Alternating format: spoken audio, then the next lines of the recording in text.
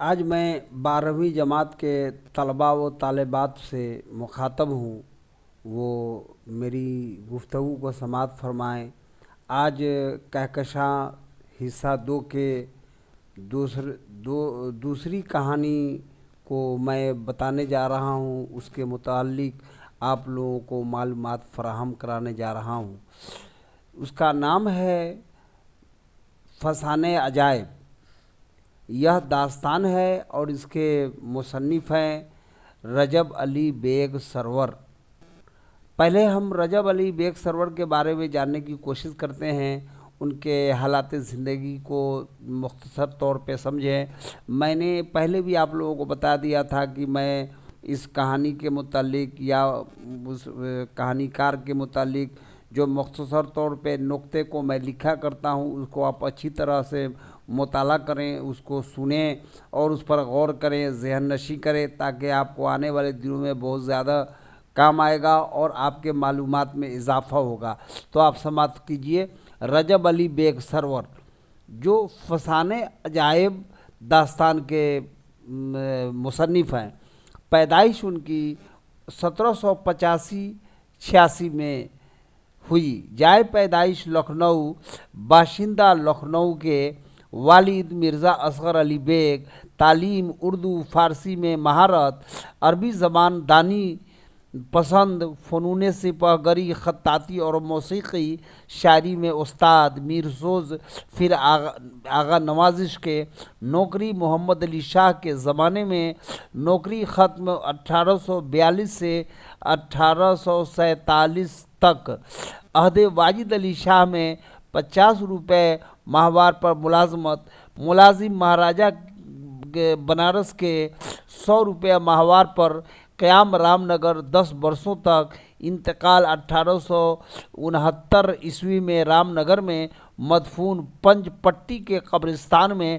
فسانۂ عجائب لکھی گئی 1825 عیسوی میں کانپور میں۔ تصانیف: سرور سلطانی، شگوفۂ محبت، سبستان سرور، گلزار سرور، فسانۂ عبرت، شرار عشق، انشائیہ سرور، فسانہ عجائب، نثر نثرہ نثار۔ پھر آپ ایک مرتبہ ان کے بارے میں مختصر حالات زندگی کو ملاحظہ کیجئے۔ رجب علی بیگ سرور 1785-86 میں لکھنؤ میں پیدا ہوئے اور مستقل لکھنؤ کے ہی باشندہ رہے۔ والد مرزا اصغر علی بیگ ہیں۔ اردو فارسی میں آپ نے مہارت حاصل کیا اور عربی زبان دانی کو بھی آپ اچھی طرح واقف تھے۔ فنون سپہ گری، خطاطی اور موسیقی آپ کو پسند تھی۔ شاعری میں میر سوز، پھر آغا نوازش آپ کے استاد ہوئے۔ محمد علی شاہ کے زمانے میں آپ نے نوکری کی۔ نوکری آپ کی ختم ہوتی ہے 1942 سے 1943 تک۔ عہد واجد علی شاہ میں 50 روپے ماہوار پر آپ ملازم ہوئے۔ 100 روپے ماہوار پر مہاراجہ بنارس کے آپ ملازم رہے۔ 10 برسوں تک قیام رام نگر آپ کا رہا اور 1869 عیسوی میں رام نگر میں آپ انتقال کر گئے۔ پنجپٹی کے قبرستان میں آپ مدفون ہوئے۔ آپ کے مشہور کتابوں میں فسانۂ عجائب ہے اور یہ شگوفۂ محبت ہے۔ اس کے علاوہ آپ نے اور بھی بہت ساری کتابیں لکھی ہیں اور آپ ایک بہترین نثر نگار ہیں۔ آج میں 12ویں جماعت کے طلباء و طالبات سے مخاطب ہوں اور کہکشاں حصہ 2 کے دوسرے کہانی جو داستان ہے فسانۂ عجائب، اس کے مصنف رجب علی بیگ سرور ہیں، اس کے متعلق میں مختصر سے وقت میں اور مختصر نقطے کو میں بیان کر رہا ہوں، جس کو آپ ذہن نشی فرمائیں گے۔ یہ داستان ملک یمن کی ہے۔ بادشاہ کا نام فرخندہ بخش ہے۔ حکومت دے دی ایک سائل کو۔ حکومت واپس نہ ملنے پر ماں اہل و عیال روانگی۔ بادشاہ کو 2 اولاد، एक बेटा 9 साल का, दूसरा बेटा 7 साल का। काफिला बादशाह 4 आदमियों का। बादशाह का क़याम। एक मुसाफिर खाने में सौदागर बीवी को दर्द-ए का बहाना करके बादशाह की बीवी को ले गया। छोटा बेटा दरिया पार करते वक्त बादशाह के कंधे से गिरकर डूब गया। बड़ा बेटा दरिया के किनारे से भेड़िया ले जाकर चीर फाड़ दिया। बीवी तलाशी बिस्यार के बाद भी न मिली। और अब आप इसके बारे में आप उसका खुलासा मुलाहजा कीजिए। अब खुलासा मुलाहजा कीजिए फसाने अजायब का। यह दास्तान है। दास्तान लंबी कहानी को कहते हैं। ज़ेर नज़र दास्तान फसाने अजायब के मुसन्निफ़ रजब अली बेग सरवर हैं। उन्होंने इस दास्तान में एक नेक सिफत बादशाह की नेक सीरत व नेक बख्ती का जिक्र किया है। रजब अली बेग सरवर बयान करते हुए कहते हैं कि एक साइल एक रोज़ के लिए ताजो तख्त मांगने पर अपनी फितरी शराफत के सबब ताजो तख्त उसके हवाले कर दिया, और दूसरे दिन वह साइल जो अभी बादशाह बना था से तख्त ताज वापस न मिलने पर हुकूमत छोड़कर वहाँ से हिजरत कर गया और नामालूम मंजिब की तरफ सफ़र करने लगा। कई शबाना रोज़ पाप्यादा सफ़र करने के बाद बादशाह माँ अहलो अयाल एक शहर में पहुँचा और एक मुसाफिर खाने में क़याम किया। एक सौदागर भी मुसाफिर खाने में वारिद हुआ। बादशाह और उसकी बेगम से मिला। बेगम बहुत हसीन थी। उसे देखकर सौदागर उस पर फरेफ्ता हो गया और उसको अपनाने का बहाना ढूंढने लगा। सौदागर बादशाह को निहायत मायूसी से कहने लगा कि मैं एक सौदागर आदमी हूँ। चंद मंजिल पर हमारा काफ़िला ख़ीमा ज़न है और मेरी हामला बीवी को दर्द से है और देर से दाई को तलाश कर रहा हूँ, लेकिन कोई दाई नहीं मिल रही है।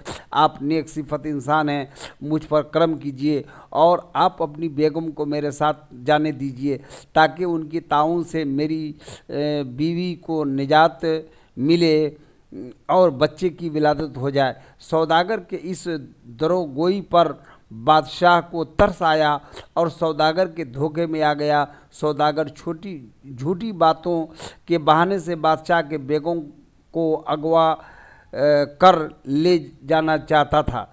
बादशाह नहायत शरीफ इंसान था। सौदागर के फरेब में आकर अपनी बेगम को उसके साथ लगा दिया। सौदागर बहाने से बेगम को घोड़ा पर बैठाया और भाग गया। बेगम भी सौदागर के हीले बहाने को नहीं समझ सकी और सौदागर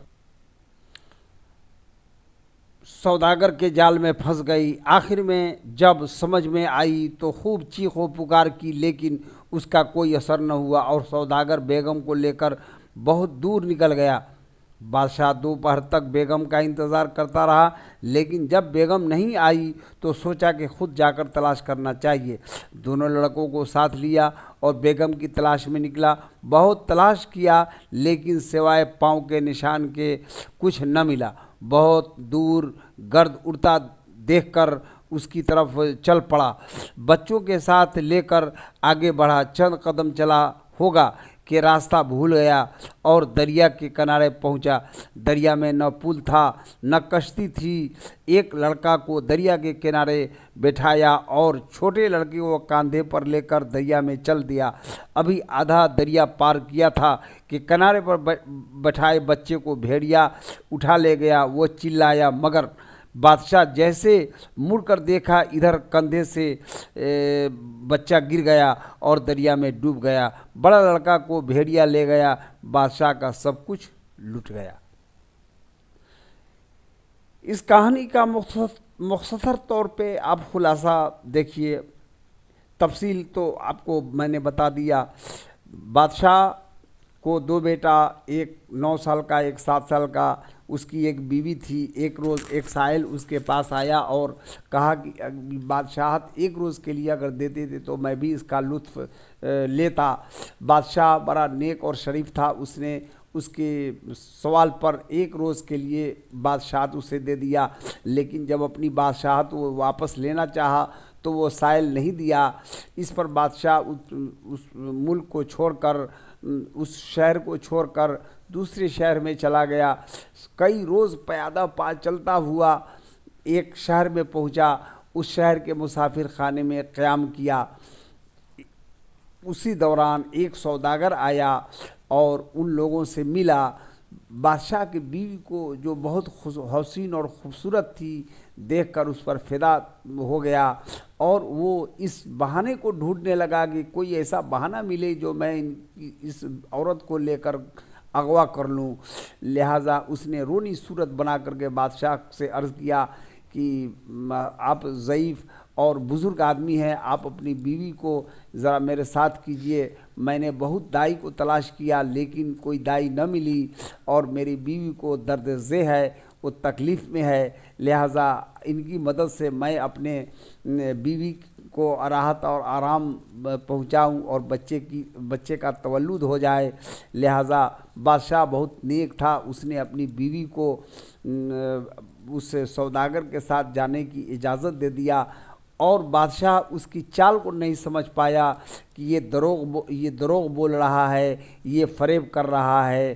وہ نیک انسان بیوی کو تو لگا دیا، اور بیوی بھی اس کی اتنی شریف تھی کہ وہ بھی اس سوداگر کے چال بازی کو نہیں سمجھ سکی، اور ہیلے بہانے سے کسی طرح عورت کو گھوڑے پر بیٹھایا اور وہاں سے گھوڑے کو لے کے چل پڑا۔ بیوی کو بعد میں جب سمجھ میں آئی یہ بات تو وہ چیخنا اور چلانا شروع کر دی، لیکن اس کے چیخنے چلانے کا اس سوداگر پر کوئی اثر نہیں ہوا، اور اس کو دور کہیں لے گیا۔ بادشاہ کو دوپہر تک اپنے بیوی کا انتظار رہا، جب وہ نہیں آئی تو اس کی تلاش میں خود نکلا اور اپنے دونوں بیٹوں کو بھی ساتھ لیا، لیکن پیر کے نشان کے علاوہ اسے کچھ نہیں ملا۔ بادشاہ خود راستہ بھول گیا اور ایک ندی کے کنارے پہنچا۔ بڑے بیٹا جو 9 سال کا تھا ندی کے کنارے پر رہ کر کے، وہ ندی جو بغیر پل اور بغیر کشتی کے تھی، وہاں اپنے چھوٹے بیٹے کو کاندھے پر لے کر دریا عبور کرنے لگا۔ 20 دریا میں جب پہنچا تو بیٹے کے رونے چلانے کی آواز ملی۔ جب مڑ کر کے دیکھتا ہے تو بھیڑیا اس کے بڑے بیٹے کو لے کر کے بھاگ رہا ہے، اور چھوٹا بیٹا جو مڑا ہے کہ چھوٹا بیٹا دریا میں گر گیا اور ڈوب کے وہ بھی مر گیا، اور اس طرح اس کا بڑا بیٹا بھی بھیڑیے کے شکار ہو گیا۔ اس طریقے سے بادشاہ کا بیٹا بھی گیا اور اس کی بیوی بھی گئی، بادشاہ خالی اور نامراد رہ گیا۔ یہی اس کا مختصر کہانی یہ ہے۔ اب اس میں جو آپ کے سوالات ہوں گے اس کو غور سے آپ پڑھیں گے، سمجھیں گے۔ میں آنے والے دنوں میں آپ کو اس کے جو 3 نمبر کے سوالات پوچھے جاتے ہیں، 3 سوال، میں اس کے جواب کے لیے بھی آپ کو تیار کروں گا، اور اس کے جواب بھی آپ کو بتاؤں گا، لکھنے کا طریقہ بھی بتاؤں گا۔ تھوڑی سی پریکٹس آپ کو کرنے کی ضرورت ہے۔ آپ اگر تھوڑی بہت پریکٹس کریں گے تو بھی آپ کا کام چل جائے گا۔ آپ ایک چیز کو ہمیشہ یاد رکھیں، ایک ورق اردو لکھنا نہیں چھوڑیں گے، آپ اردو لکھیں گے۔ کوئی اگر آپ کو آپ کا ساتھی یا کوئی آپ کا مددگار ملے تو اس سے 20 ہی 25 ہی الفاظ اردو کے زبانی لکھوانے کی کوشش کریں۔ اس سے اردو کے الفاظ پر آپ کی پکڑ ہوگی اور آپ صحت کے ساتھ لکھنا سیکھیں گے، اور صحت کے ساتھ لکھنا بہت ضروری ہے۔ جب آپ ایک ورق روز تحریر لکھیں گے تو اس سے آپ کے الفاظ اور حروف میں یکسانیت پیدا ہو جائے گی، جو دیکھنے میں سب کو بہتر لگے گا، اور آپ کے حروف میں بھی تبدیلی آئے گی۔ لہٰذا میری بات کو نہیں بھولیں۔ پھر اگلی ملاقات میں آپ سے کرتا ہوں، جب تک کے لیے اجازت دیجیے۔